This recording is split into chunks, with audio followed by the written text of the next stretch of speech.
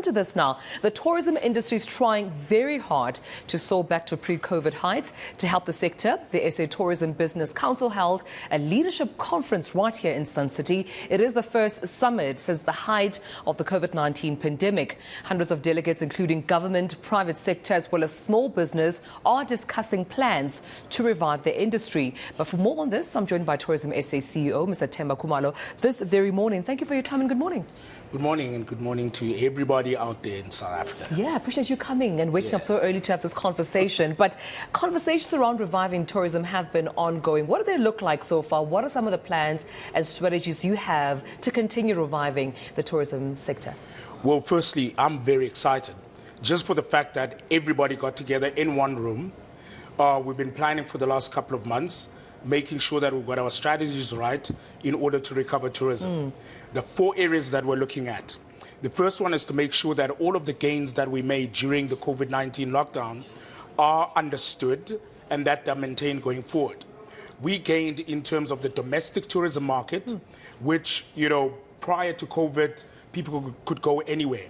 But when, people could only travel within the country, we got a new appreciation for our own country, how beautiful it is, what it has to offer. New products were born, new experiences were born, and I believe that right now our pricing is correct and we are able to put forward into the world a new face and a fresh proposition to the rest of the world. The second one is in order to return airlift to the country.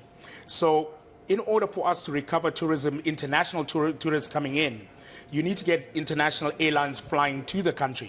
So we've spent a lot of time going around the world, making sure that all the major airlines fly back into the country. Yesterday, Air Belgium landed in the country for the first time in a post-COVID environment. So we're very, very excited that this is happening right now.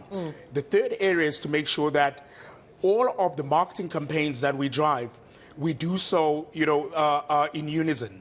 Because during COVID, we lost traction, in terms of this province trying to do something different from another. And we're just pulling everybody together under a single proposition, making sure that for our leisure tourists, we've got a proposition for our business events, which is meetings, incentives, conventions, and exhibitions, that we've got a very clear campaign. And also for our lifestyle, platforms, whether it's new people, travel for music, they travel for fashion, they travel for religion, to make sure that we've got very clear propositions, products, the right pricing, the right distribution, and make sure that we've got South Africa, selling the country in all, in all its glory. I need to ask where the resilience comes from this industry. Hardest hit, so many jobs lost, small businesses, some of them at least, if not most, having to close shop. International travel regulations have been imposed on South Africa numerous times. We've seen you put up quite a strong front as a tourism, calling on for those regulations to be relaxed so that tourism can continue internationally. How would you gauge your resilience, especially now post-COVID? I mean, we know it's still there lingering, but you trying to resuscitate the industry after everything that you have been through in the past 2 years. We are South Africans, and when our back is against the wall, we pull together. So the credit goes to 2 very distinct things. One is our government led us so ably, so fearlessly, using science to manage the country in terms of us staying at home so that we can travel later, and working together to make sure that our policies and our regulations handle the gradual opening of tourism. We didn't rush to open. We managed it very, and our government was really courageous in doing that. The second one is the private sector, working together with government, making sure that the right level of pressure was put on government to say, look, congregations can happen. If people can meet in a mall, they can also meet in a conference. If people can meet in a mall, they can meet, in a social gathering. So being able to manage all of that pressure and managing together with government. So that, public-private partnership in opening the industry responsibly is what was really the success of the formula. Because right now, other countries rushed to open and then had to close again.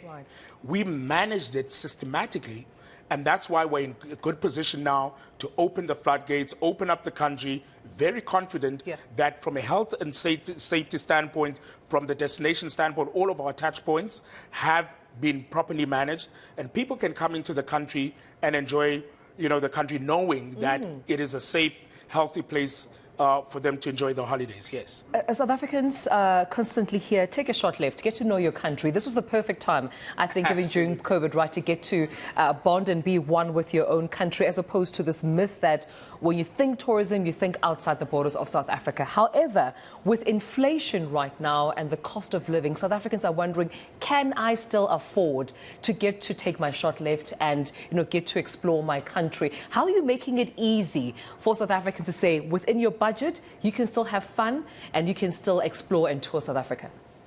The numbers don't lie. When you look at, tourism product across the country, fully booked. So, yes, there's inflation, but, when things are taken away from you, you have a greater appreciation for them. So when we couldn't travel, when we could travel, we took it for granted. That's true. Then when we couldn't, now we want to travel. We had all our throwback Thursday pictures on social media. Everyone is out there, right? Yeah. That's the first thing. Secondly, at the beginning of September, this is tourism month, we had, our travel week, which we do every year. And that is where it's like the Black Friday of tourism. Right. Rock bottom, 50% discounts, etc. So South Africans have already bought their holidays. They bought forward. It was a bumper sales. Great. Packages were out there. Right. So people have bought their holidays. And I believe that this festive season, we are going to see some of the greatest numbers in tourism that we've ever seen. I have to also give credit to the likes of Sand Parks. I've seen them constantly giving out free access, to parks, giving out, marketing and communication constantly to say there's some areas with you can enjoy with your family for free. Not everything is paid for. Not everything needs money. And we saw definitely where, of course, leeway has been made for South Africans to continue to tour. And I appreciate you speaking to us about this, Themba. We continue to wish you all the best as tourism in this country. One of the most resilient sectors, I have to say, in this country. You've shown true patriotism during COVID as tourism. But thank you so much for speaking us.